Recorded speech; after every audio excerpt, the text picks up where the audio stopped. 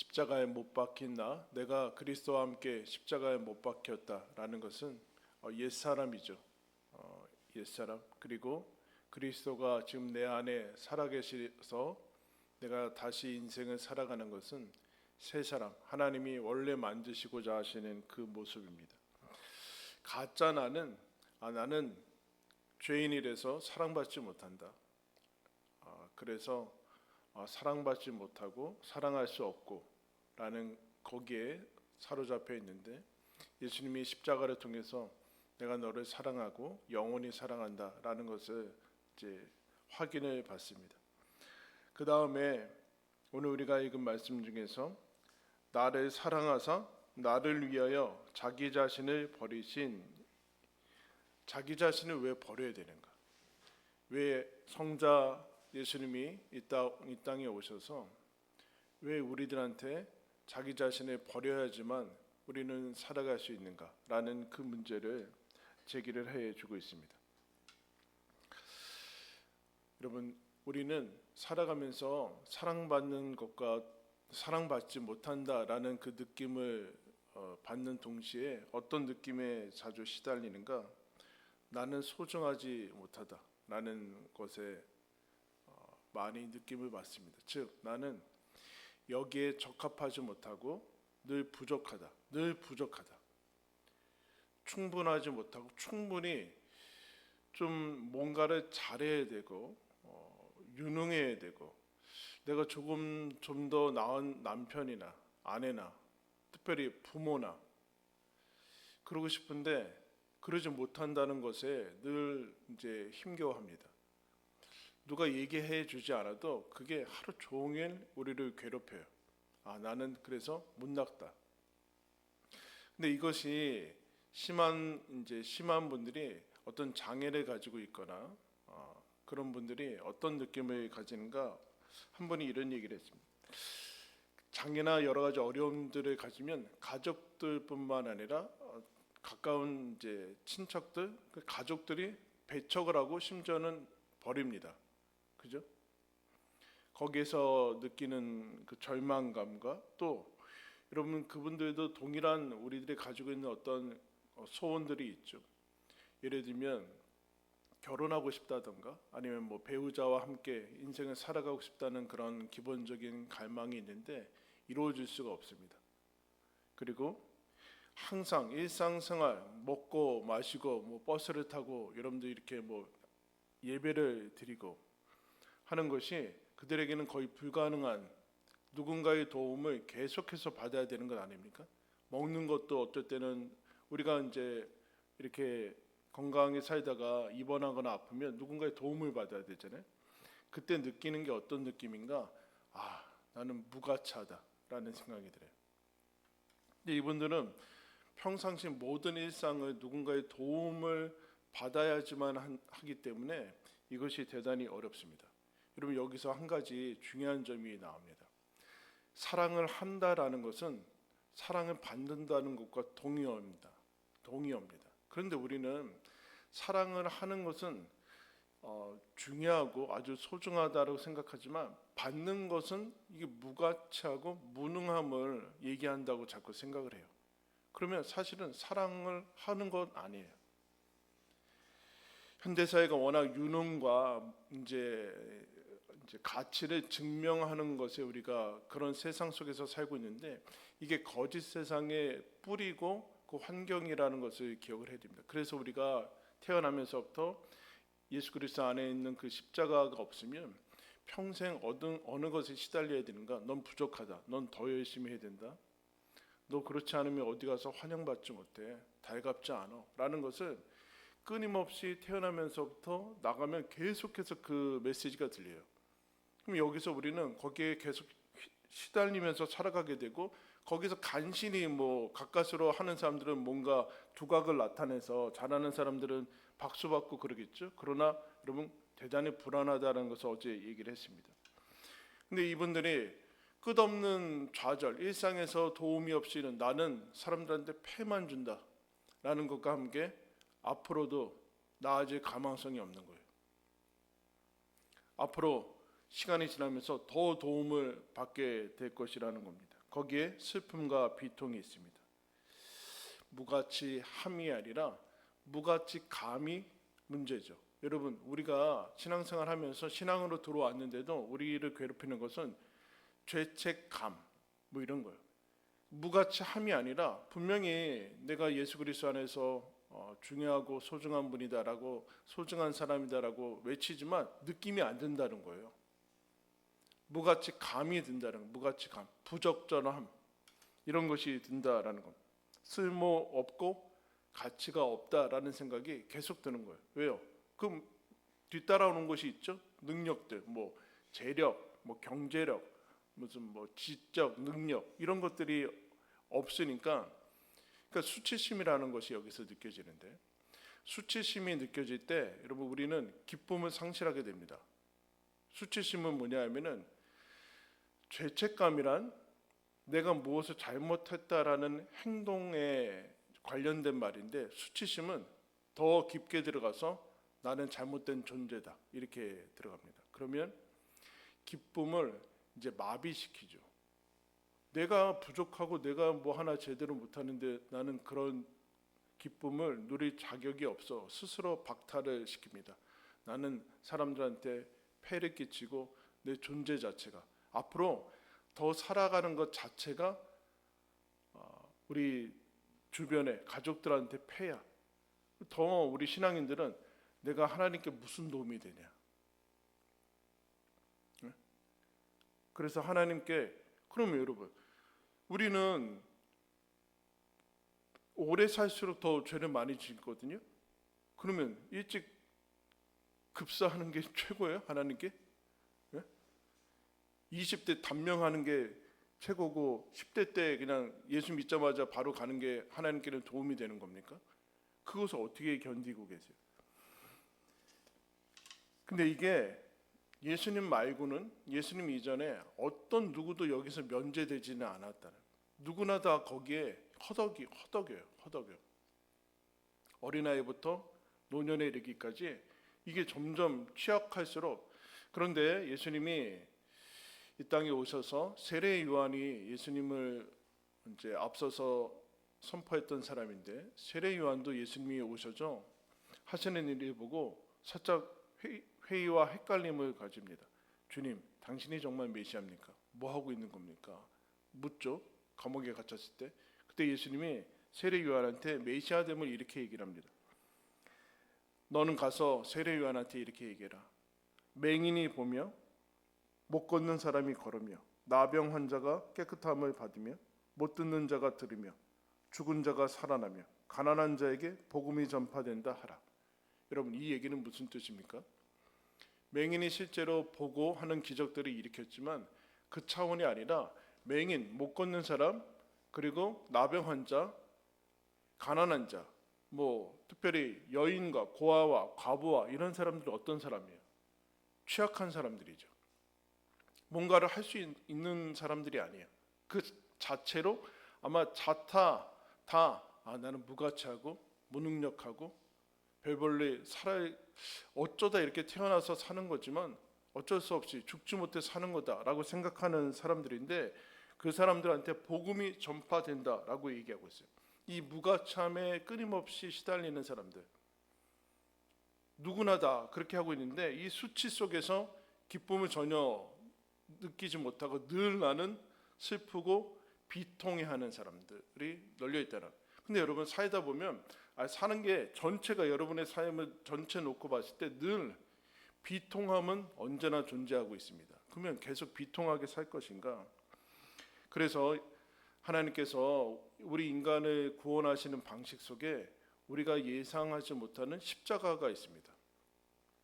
근데 십자가가 어떤, 우리는 패션 오브 크라이스트 뭐 이런 영화들을 보면서 이제 고통에 이제 집중하는 것을 보게 되는데, 십자가의 여러분 중요한 핵심 중에 하나는 뭐 고통과 함께 무엇입니까? 예수님이 어떤 상태로 십자가에 매달리세요?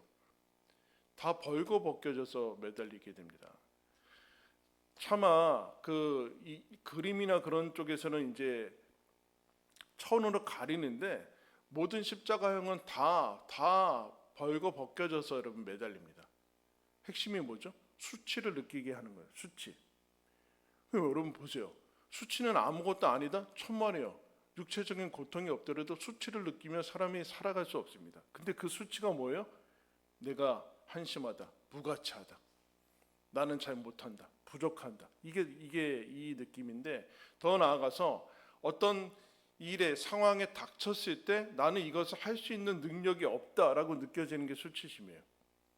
그러면 이게 예수님이 왜 이런 방식으로 우리들한테 다가오셨는가라고 할 때 예수님이 그 수치를 받아들이시죠. 예수님이 시작할 때부터 이 땅에 오시면서부터 십자가에 마칠 때까지 늘 따라다니는 것이 무엇인가? 사람들의 거절, 배척, 당신은 메시아가 아니다. 거절과 배척과 모욕과 조롱과 계속 이런 것들에 이제 평생 따라다니거든요. 그러면서 십자가의 마지막에는 다 벌거 벗겨진 신이 등장하고 있어요. 다 벌거 벗겨진 신. 수치의 거의 절정에 이르는 한 인간이 거기에 달려 있어서 우리에게 구원을 선포합니다. 이게 어떻게 구원이 될 수 있는가?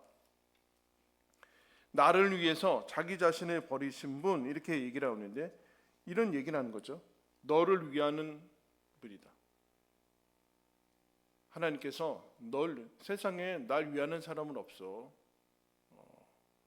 날 사랑해서 나를 위하고 나를 위해서 대가를 치르는 분은 없어. 그렇게 얘기하는데 그렇지 않고 하나님께서 예수 그리스도를 통해서 너는 하찮거나 무가치한 사람이 아니다. 그거 어떻게 압니까? 세상에서 태어나면서부터 가정에서 그리고 내 가까운 사람들에게서 그런 것들을 경험하지 못하는데 어떻게 내 스스로 그런 것을 벗어날 수 있습니까? 그래서 예수님이 우리에 대한 자기 증명을 하지 않고 자기를 버리면서 우리 증명을 해요. 우리가 너가 얼마나 소중한지 그 값어치를 알려주겠다. 값어치를. 그래서 우리가 많이 듣잖아요. 너는 값으로 산 것이 되었으니 하나님께 영광을 돌리라. 즉 너는 예수님의 값어치다. 근데 이게 세상에서는 경험이 안 된다라. 이게 영적인 싸움이에요. 영적인 싸움은 마귀랑 싸우는 게 아니라 늘 우리가 경험했던 거, 이전의 나 이런 느낌이 드는 나를 예수 그리스도 안에서 그거는 이미 십자가에서 죽었다. 나는 무능하고 무력하고 우리가 찬양했듯이 아무것도 할 수 없고 도움을 받고 하는 거지만 그렇지 않고 하나님께서 나에게 뭐라고 얘기하시는가? 너는 하나님이 전부를 쏟아놓고 전부를 다 줘서라도 살려낸 사람이다. 가치 있는 사람이고 소중한 사람이다. 어떻게요? 아무것도 하지 않아도. 그래서 여러분 예수님이 이 땅 가운데 어떤 상태로 오는가? 가장 취약한 상태로 와요. 많이 설명했잖아요. 이스라엘이라는 독립 없는 나라, 주권 없는 나라. 그리고 아버지가 안 계시고, 그리고 변변한 직업이 없고, 타이틀이 없고, 그리고 12 제자들 다 도망가고, 그리고 마지막에는 십자가에서 하나님 나를 왜 버리십니까? 라는 외침으로 인생을 끝나야 되는 그런 모습으로 가는데 예수님이 십자가를 히브리서 12장 2절에서 이렇게 해석합니다. 그가 십자가를 참으사 부끄러움을 수치를 개의치 아니셨다. 무슨 뜻일까요, 여러분? 예수님은 부끄러워하지 않으셨대요. 무슨 뜻인가? 예수님은 십자가라는 것 앞에서 부끄러움, 이 모든 나는 아무것도 없는데 나는 이렇게 부족하고 사람들이 다 거절하고 다 버렸네요. 다 버렸어요. 주변에 있는 사람들이 온 세상에 나를 다 버렸어요. 그러면은 나는 역시 무가치하구나. 그렇게 생각하지 않고 하나님까지도 침묵했던 그때 부끄러움을 개의치 아니하시더니 십자가를 지시고 그 앞에 있는 기쁨을 위해서 십자가를 참았다. 그렇게 얘기를 하고 있습니다. 십자가를 참으면서 무슨 얘기를 해주는 건가? 내가 너를 위한다. 너를 위한다.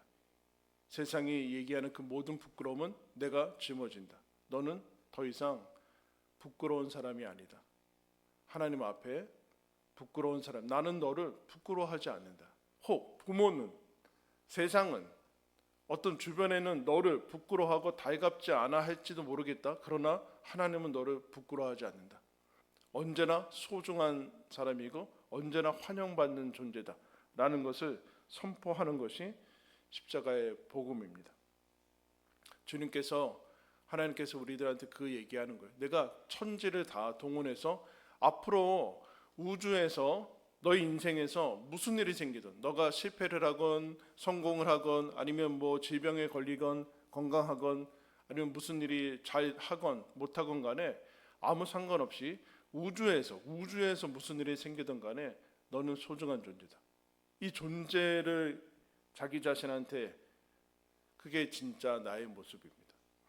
그래서 여러분, 우리가 서로에게 해줄 수 있는 중요한 그 선물은 무엇인가? 함께 하는 거예요. 존재로 함께 하는 거예요. 존재로 뭔가를 해주고, 내가 뭐 무슨 도움이 된다고, 그게 아니라 존재 자체로 그냥 있어주는 거예요.